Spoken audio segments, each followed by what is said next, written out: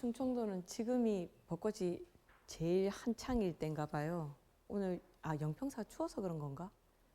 좀 오늘 꽃이 되게 예쁘네요. 오늘은 이제 부처님 생애 중에서 거룩한 탄생 부분 할 텐데요. 지난주에 제가 너무 마무리를 급하게 해서 몇 가지 못 드린 말씀 살짝 보충하고 넘어가겠습니다. 우리가 도솔천이라던가 자재천이라던가 도리천이라던가 하늘 이야기 하잖아요. 그런데 그게 3개 중에서 6개에 해당한다라는 걸 잊어버리면 안 돼요. 그러니까 하늘이 아무리 좋다고 하더라도 인간 세상도 6개거든요. 6개라는 말은 지난번에 말씀드릴 때 욕망이 있는 거라고 그랬잖아요. 그런데 아무리 즐거움이 많은 하늘이라 하더라도 6개에 있다라는 말은 욕망이 있다라는 말입니다. 그러면 이게 무슨 말이냐면 우리가 고통을 느낄 때 어떨 때 고통을 잘 느껴요? 내가 계속 젊음을 유지하고 싶은데 피부가 처진다. 거기서 고통스럽다. 나는 좀 맛있게 잘 먹고 싶은데 내가 위궤양이 있어서 먹고 싶은 걸 못 먹는다. 내가 원하는 걸 못할 때 고통을 제일 많이 느껴요.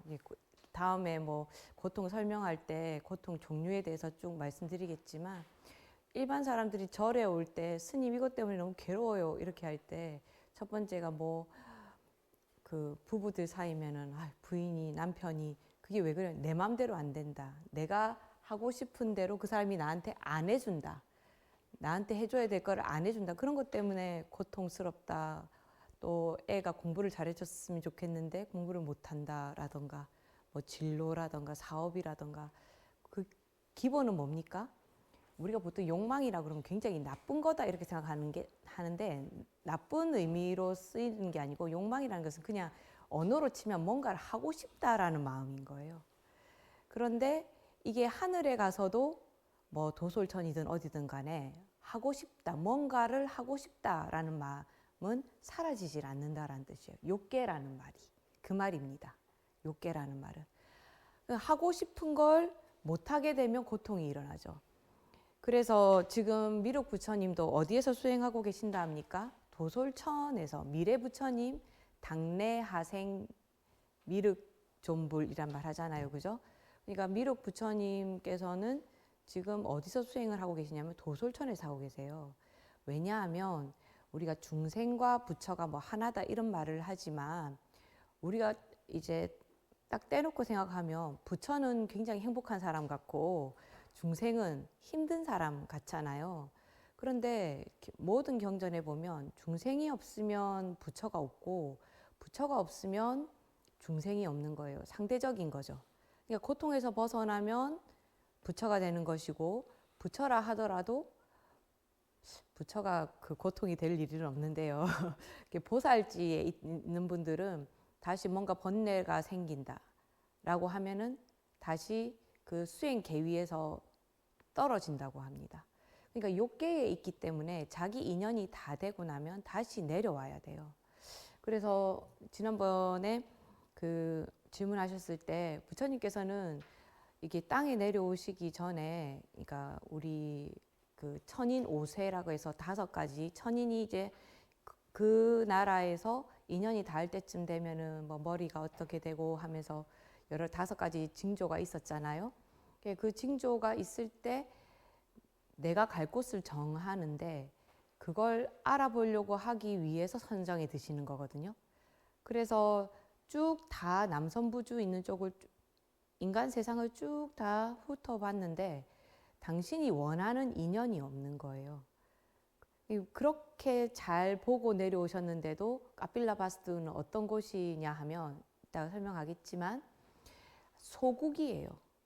꽃살라국보다도 작고 주위에는 마가다국, 꽃살라국, 꼴리아족 해서 강대국들이 많고 그리고 땅이 풍요롭긴 하지만 일단은 정치적으로 약세이고 그리고 그렇게 잘 골라서 왔는데 어땠습니까?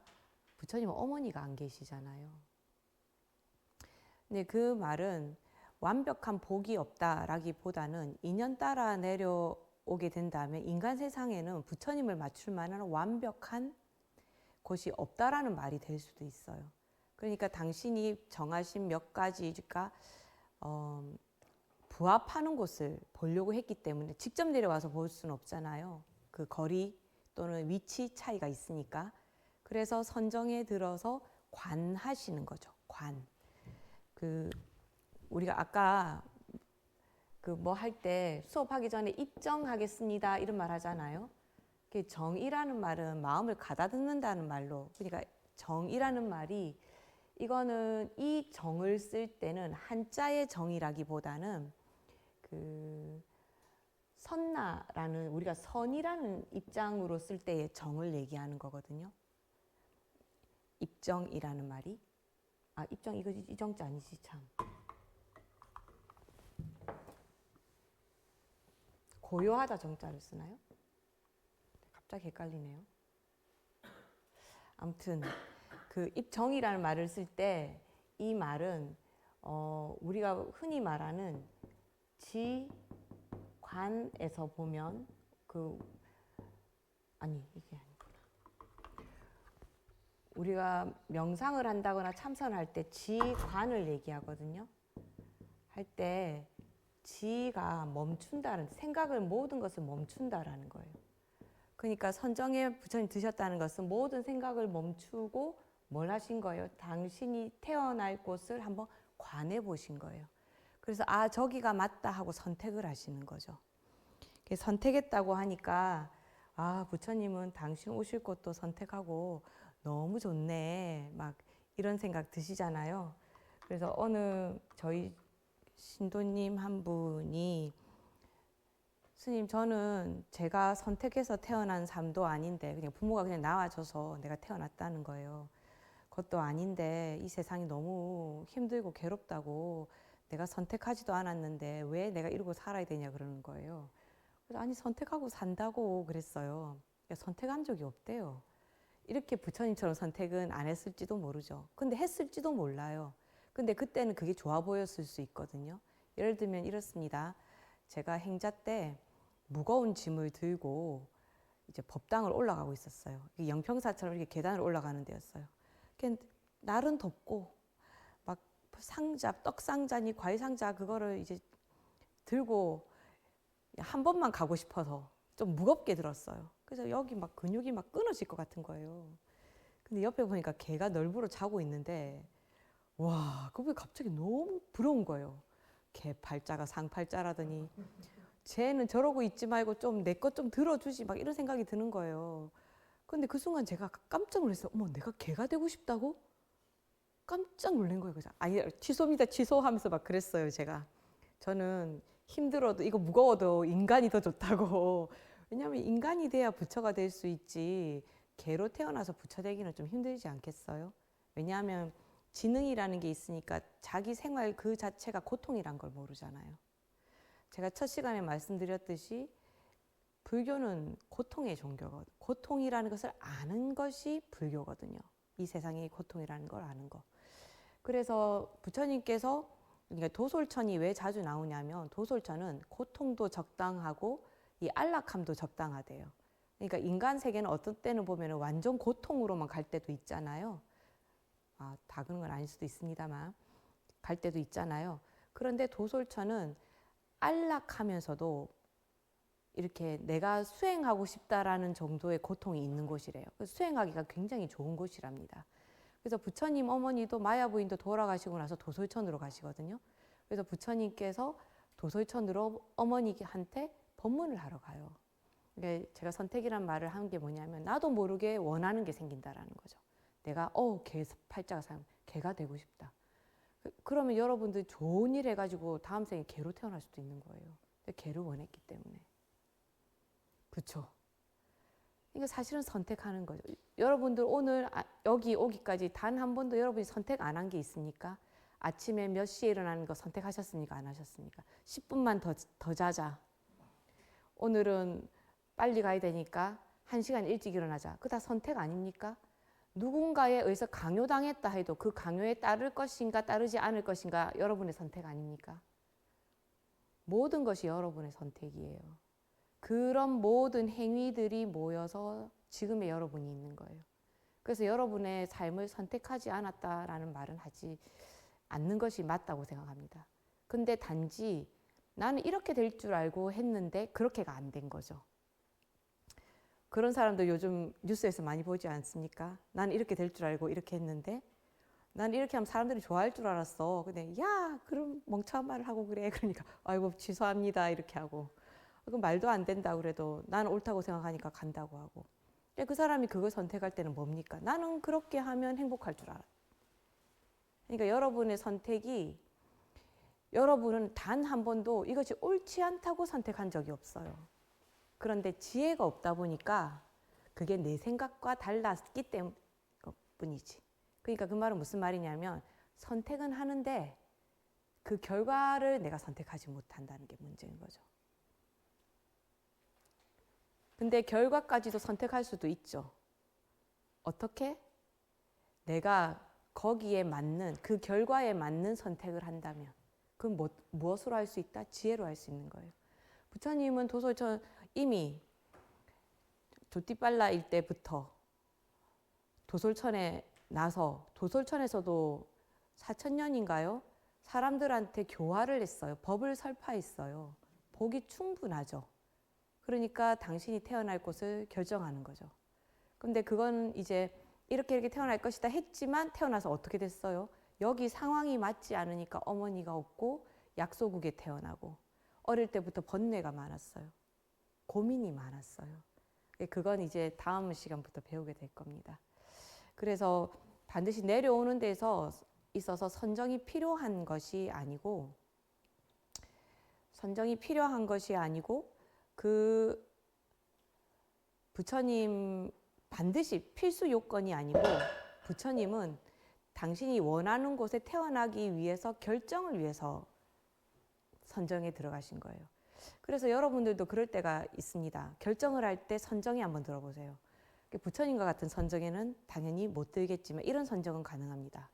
막 갑자기 급해. 내가 주식을 팔아야 될까? 사야 될까? 갑자기 막 주식이 내려가고 있어. 지금 안 사면 더 이게 최저점일 것 같아.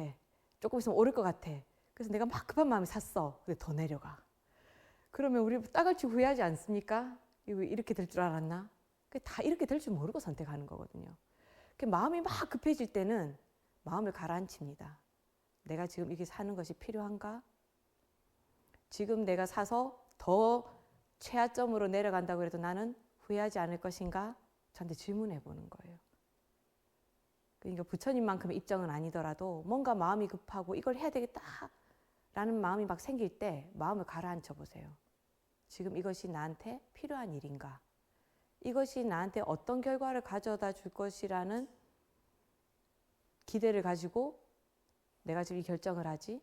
근데 내가 기대하는 그 결과가 안 왔을 때 나는 어떻게 할 것인가를 조금 생각해 보는 거예요. 그런 것도 선정까지는 아니지만 이라고는 할 수 없지만 일종의 선정입니다. 마음을 가라앉히는 거, 명상. 그래서 아이들 수업할 때 초등학생이나 중학생들한테 어떤 학교는 그 수업을 시작하기 전에 약간 입정을 시킨다고 그래요. 그렇게 했더니 애들 성적이 올라갔다고 하잖아요. 마음을 가라앉히는 것이 그만큼 중요한 일입니다.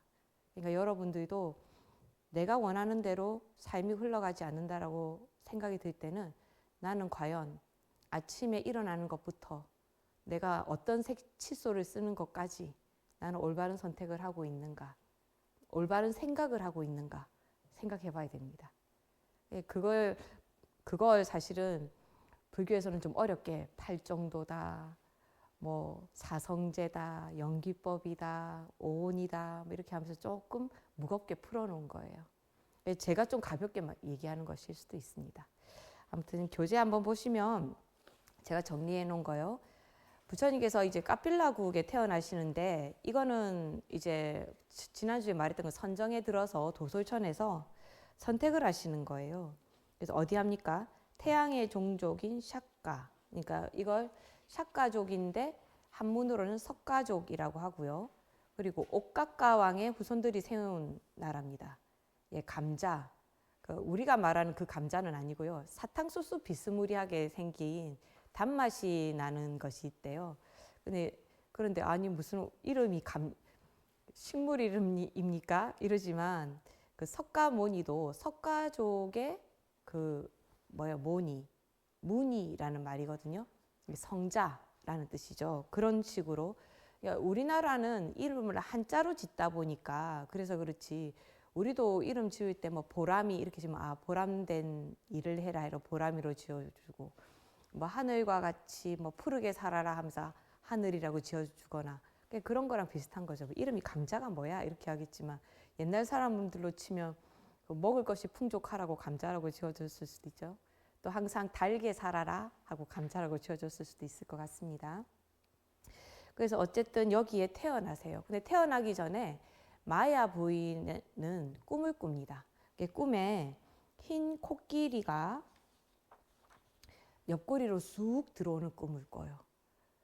옆구리로 들어온 것도 이게 옆구리로 들어왔네 이거 꿈이니까 그럴 수 있다 하지만 또 부처님 태어난 탄생 설화를 보면 부처님께서 또 태어난 것도 옆구리에서 태어났대요. 또 어떤 때는 겨드랑이에서 태어났다고 하기도 하거든요. 뭔 사람이 무슨 옆구리에서 태어나나 이렇게 생각하실 수도 있겠는데요.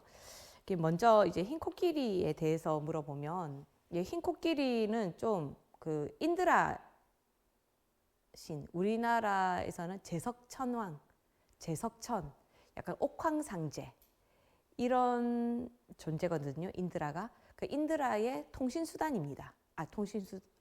교통수단 타고 다녀요. 근데 불교에서는 누가 타고 다니십니까? 여기 있죠? 보현보살이 타고 다니십니다. 그래서 법당에 가셨는데 어느 보살님이 계시고 그 밑에 코끼리가 있잖아요. 그럼 그게 보현보살이에요. 우리나라 법당은 협시불이 제대로 모셔진 데가 잘 없습니다. 그게 이제 믿는 스님들의 철학이라던가 아니면은 그 지역에서 만약에 전쟁이 많이 났다. 이렇게 되면 어느 분한테 기도하고 싶어요? 지장보살님한테 지옥에서 구해줬으면 좋겠다. 지장보살님한테 기도하고 싶어지잖아요. 그러면 원래 석가모니 부처님을 모시고 나면 옆에 누구를 모셔야 되냐면 문수보살님과 보현보살을 모셔야 돼요. 그런데 문수보살 지혜가 있어야 될 것 같으니까 문수보살을 모시고 그리고 보현보살님을 모시려니까 보현보살님은 행을 하시는 분이잖아요. 그러니까 조상을 구해줄 사람이 없네. 이러면서 지장보살님을 세우기도 해요. 그래서 이렇게 짝이 좀 안 맞게 하기는 하지만 근데 우리가 그 보살님 세워둔 걸 보고 어느 보살님이지? 라고 할 때는 이제 이런 그 성물들을 보면 알아요. 관세음 보살님 항상 뭘 갖고 계시냐면 호리병 같은 거, 감노주병을 들고 계신 경우가 많고요.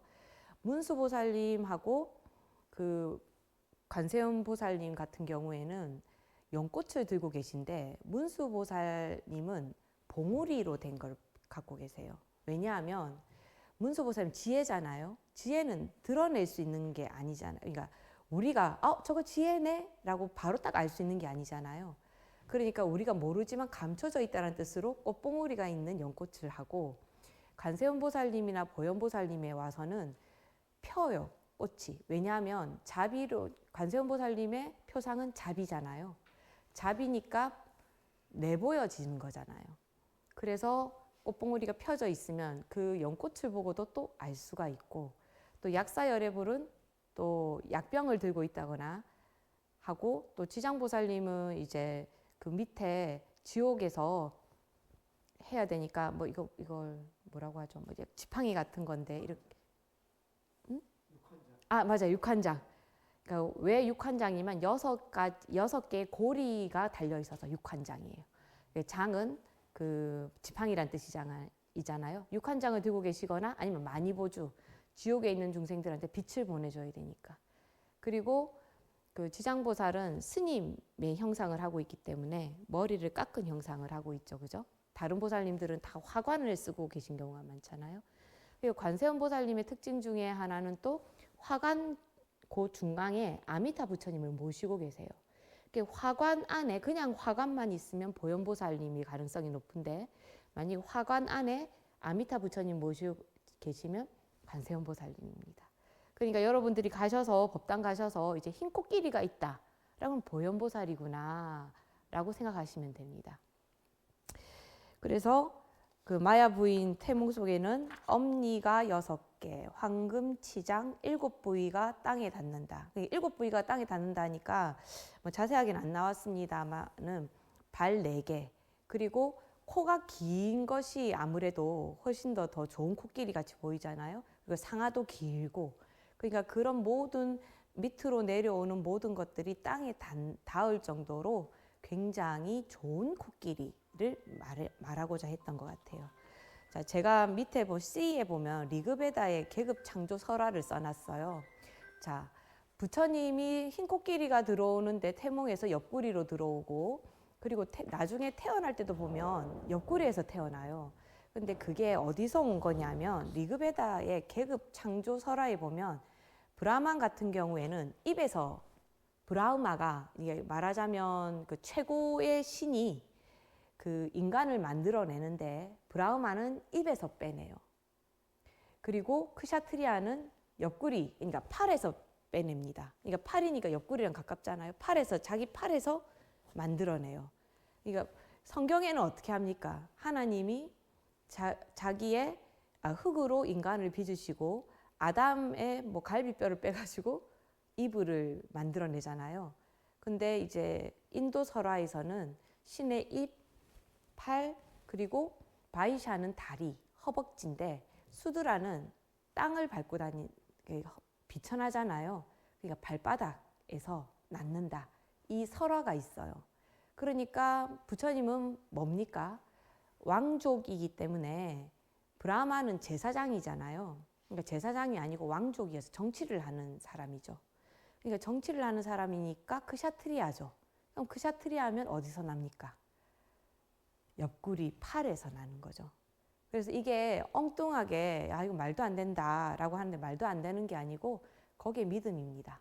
그럼 우리도 그 탄생설화 그렇잖아요. 박혁거세, 기말지 다 아래서 나오지 않았습니까? 말도 안 되지만 우리의 당구는 누구의 애기예요? 곰의 애기예요. 곰이 사람 돼서 태어났어요. 근데 그거를 뭐 해석할 때 곰 토템을 믿는 종족이 낳은 아이다라고 뭐 해석을 하기도 하는데 뭐 그 옛날에 무슨 일이 일어났을지 우리는 다 알 수 없으니까 너무 의문을 가지지 않는 것이 좋다. 하지만 리그베다에 이러한 설화가 있다는 것을 알면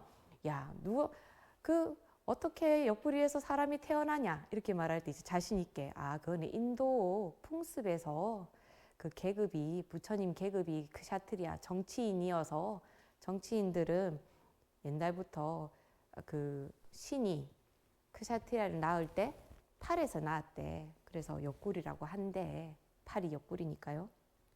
라고 말할 수 있겠죠. 아부 시다르타의 부모, 그래서 아주 그 태몽을 꾸고 굉장히 좋아해요.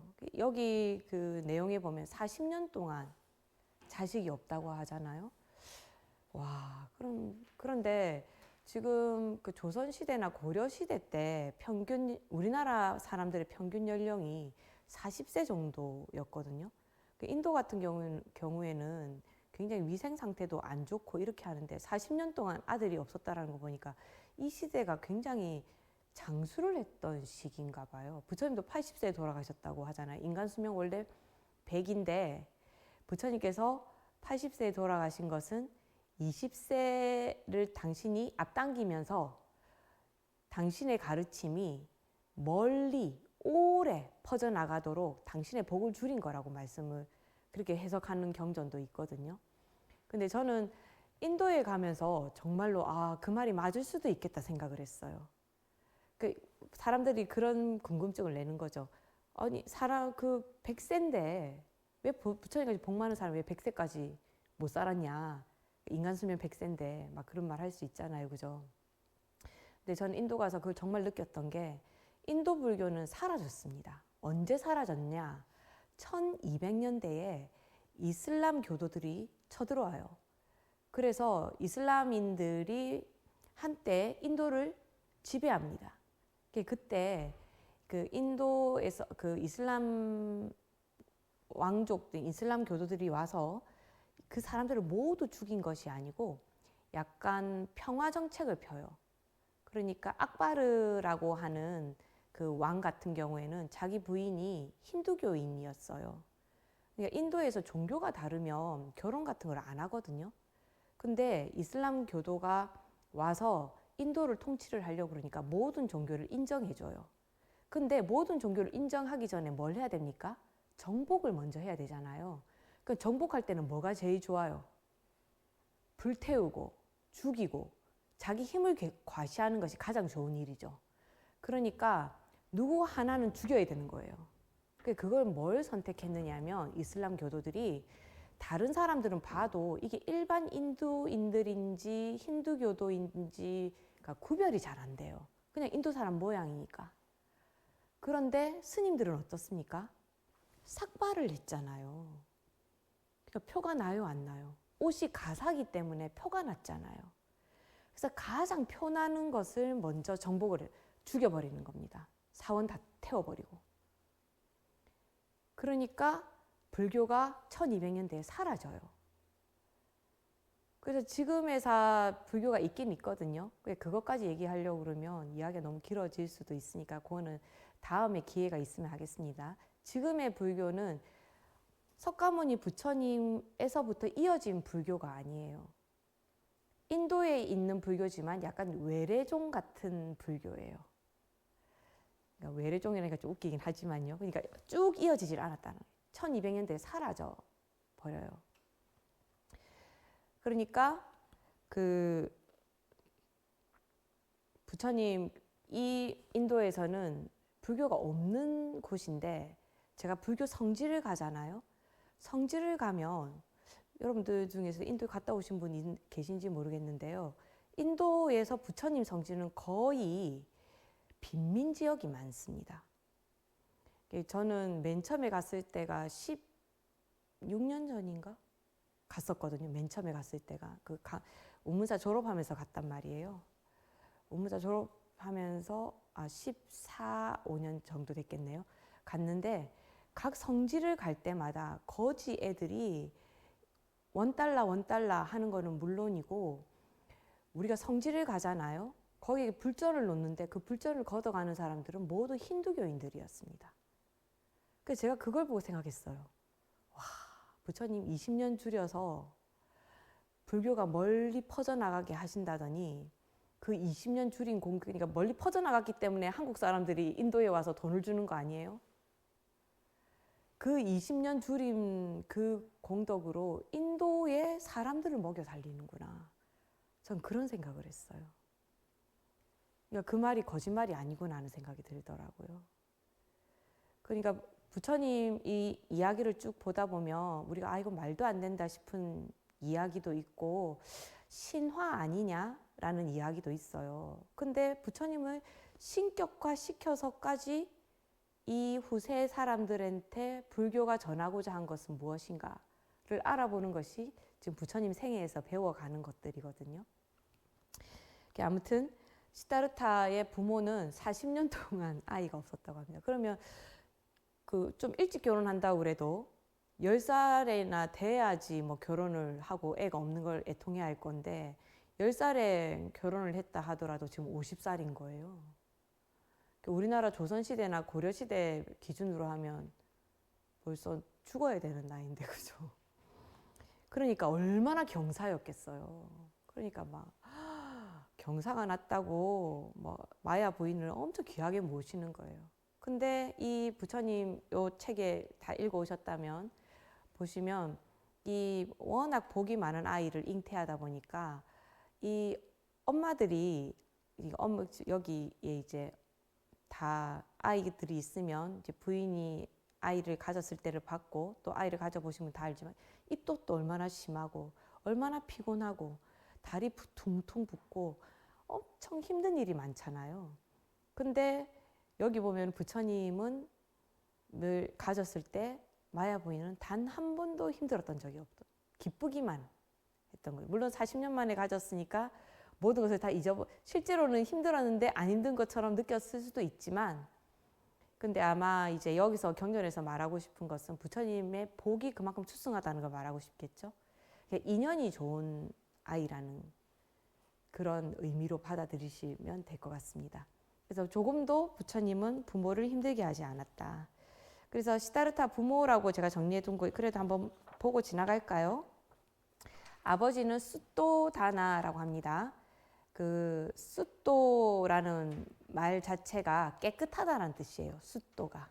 그리고 다나라는 말이 진짜 그 쌀밥이에요. 쌀밥. 그냥 이렇게 밥 안 지은 쌀이 아니고 진짜 쌀밥.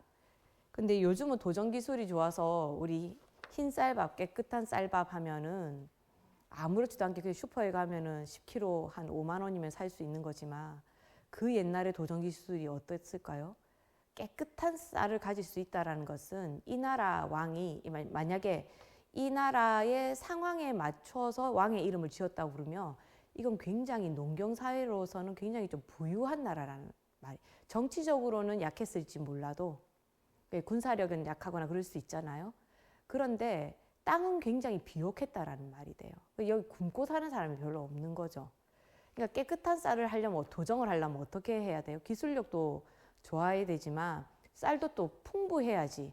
뭐 없는데 깨끗한 쌀 찾을 필요가 뭐가 있어요? 없는데 아무거나 겨든 뭐든 아무거나 다 먹어야지. 그죠? 그러니까 그런 걸 보면 또 스토다나 왕이라고 먹을 것이 풍족했나라는 말이 생각이 듭니다. 어머니의 이름은 마야입니다.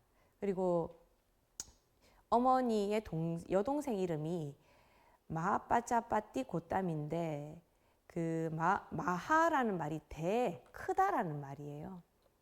그래서 우리 마하반야 바라메다 심경 이렇게 얘기할 때 마하는 반야는 지혜, 바라밀이라는 것은 결국은 이것을 통해서 해탈의 길로 가는 이란 뜻이거든요. 그래서 반야 바라밀이라고 그래서 지혜도 얼마나 많은 지혜가 있습니까? 지난번에 제가 말했던 것처럼 뜨거운 물로 세수하면 코가 뻥 뚫린다는 지혜. 그런데 그 지혜로 해탈할 수 있습니까? 없습니까? 그건 해탈로 가는 지혜는 아니죠. 그냥 그건 지혜일 뿐이죠. 근데 해탈로 가는 지혜는 지혜 바라밀이라고 한다는 겁니다. 거기 그 지혜를 얻기 위한 행이든지 무조건 해탈로 가는 행위여야지만이 바람이라고 하거든요. 그래서 그때의 대도 크다, 위대하다 이런 말이에요. 그래서 마하빠짜파띠 할 때 마하는 크다, 위대한. 그리고 빠짜빠띠는 애도라는 말이에요. 그러니까 그 애정이 많은 도로 가는 사람. 그러니까 굉장히 좀 다정한 분이셨던 것 같아요. 마하빠짜파띠는 이름만으로 보면. 그래서 결국 시다르타는 아버지는 스토다나, 어머니는 마야 부인이지만 자기를 낳고 이제 뒤에서 설명하겠지만 돌아가시죠. 그래서 이모가 대신 키우게 됩니다. 이거는 뭐 이상하지 않은 것이, 옛날에는 그 정략 결혼을 하는 경우가 많았잖아요. 그래서 언니가 죽으면 동생이, 그건 조선시대에도 그런 경우 많았어요. 우리나라에도 그런 게 많았죠. 그리고 또 왕이 죽게 되면은 그 다음 왕자가 되면은 형수를 또 부인으로 삼기도 하는 것도 있잖아요. 그러니까 어쨌든 그 부처님의 이모가 어머니가 되는 거죠. 그래서 산딸이 되면, 그 산딸이 되면은 친정에 가서 애 낳는 거는 뭐 여기저기나 다 마찬가지인 모양입니다. 그러니까 친정으로 가십니다. 근데 친정으로 가기 직전에 좀 산통이 느껴져서 좀 쉬었다 가자라고 하는데 갑자기 진통이 오기 시작하면서 안 되겠다. 내 아버지가 있는 곳까지는 가지 못한다. 친정까지 못 가겠다라고 해서 멈춰서서 아이를 낳게 됐는데 그것이 룸비니 동산이 되는 겁니다. 룸비니 동산에서 이제 급하게 시녀들이 막을 치고 아이를 낳는 준비를 해요. 근데 이제 뭐에다가 이렇게 뭐 힘 주려고 하면 뭔가를 잡아당겨야 되잖아요. 그래서 그런 것이 필요한데 그때 무수가 이렇게 가지를 내려줘서 그 마야 부인이 잡을 수 있도록 해준다고 합니다. 그러니까 여기에서 제가 이제 룸비니 동산 이쪽에 보시면은 불교에는 3가지 성스러운 나무가 있습니다. 그 탄생에서는 무수, 그리고 깨달음은 어디서 깨달으셨다고 합니까? 보리수 나무 아래에서. 근데 우리가 알고 있는 우리나라의 보리수 나무가 아니고요. 인도 보리수입니다. 그래서 이 인도 보리수는 그쪽 나라 말로는 삐빨라 나무라고 하고 가끔씩 우리나라 경전이 아니고 한역 경전에서는 아설타수, 아설타나무라고 한다고 합니다. 그리고 열반에 드셨을 때는 열반 당시에 부처님께서는 사라수 숲에 계셨어요. 근데 사라쌍수라는 말을 자주 들어보지 않으셨습니까? 사라쌍수. 그 말은 그 쌍은 뭐냐 하면 부처님 돌아가실 때 사라수 나무 2그루 사이에서 돌아가셨거든요. 그래서 그 쌍수는 나무 이름이 사라쌍수가 아니고 사라수 2그루라는 말입니다. 그래서 사라쌍수에서 돌아가셨다라고 할 때 나무 이름이 사라쌍수라고 생각하시면 안 돼요. 사라수 2그루인 거예요. 그래서 오늘 우리가 한 가지 지혜를 득템했습니다.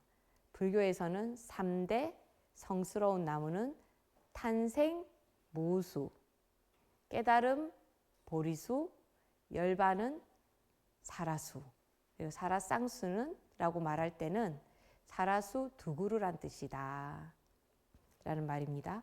그래서 부처님께서 뿅 하고 태어나세요. 엄마를 너무 힘들게 하지 않고. 그래서 태어나시자마자 걸었다고 합니다. 한 걸음 걸을 때마다 수레바퀴만한 연꽃이 발 밑에서 피어났다고 그래요. 어떻게 했냐고 묻지 마세요. 그러면서 탄생계를 얘기합니다. 우리는 이런 말 정말 많이 들어봤습니다. 천상천하 유아독존. 그 뒷말은 별로 잘 안 하는데요. 삼계 계고 아당 안지 라고 합니다. 근데 사실은 천상천하 유아독존이라는 것만 너무 알려져 있고 삼계 계고 아당 안지는 별로 알려져 있지 않은데요. 그 탄생계에서 중요한 부분은 어쩌면은 삼계 계고 아당 안지가 더 중요할지도 모릅니다. 솔직히 말해서 천상천하 유아독존이라는 말을 듣게 되면 부처님께서는 너무 불교에서는 모두가 하심을 얘기하는데 태어날 때부터 너무 건방진 거 아니냐 이런 이야기를 듣기도 합니다. 그런데 저는 이걸 2가지 뜻으로 해석할 수 있다고 생각을 합니다. 그리고 제가 말하는 것 중에 2번째 거는 조계종에서도 그렇게 해석하는 것이 더 맞지 않느냐라고 기울고 있기는 한데 저는 워낙 부처님을 사랑하시는 사랑해서 그런지 부처님이라면 저는 좀 건방져도 된다고 생각합니다. 이 세상에 건방질 수 있는 분이 계신다면 부처님과 같은 분 아닙니까?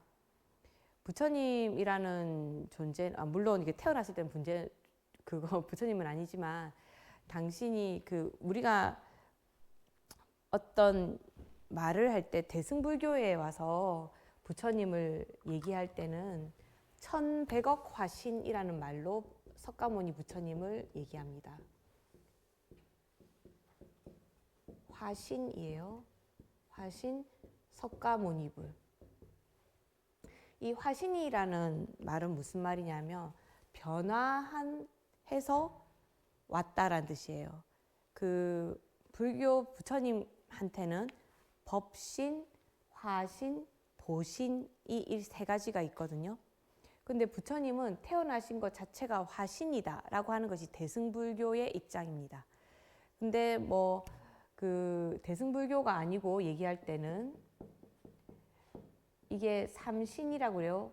부처님 삼신을 얘기할 때 화신이 있고 보신이라는 것은 뭐냐 하면은 어떤 과보로 태어났다라는 거예요. 과보. 그 어떤 과보냐 하면 내가 이제까지 쭉 수행을 해서 그 수행한 과보로 태어났다 이렇게 얘기해요. 그러면 부처님은 태어나셨을 때는 보신이기도 한 거였죠. 보신이기도 하셨죠. 근데 대승불교 입장에서 왔을 때는 선택해서 오셨잖아요. 굳이 안 오고 그 미륵 부처님처럼 그냥 도솔천에서 수행해서 바로 무여열반으로 그냥 들어버렸어도 됐어요. 굳이 인간 세상에 내려올 필요가 없죠.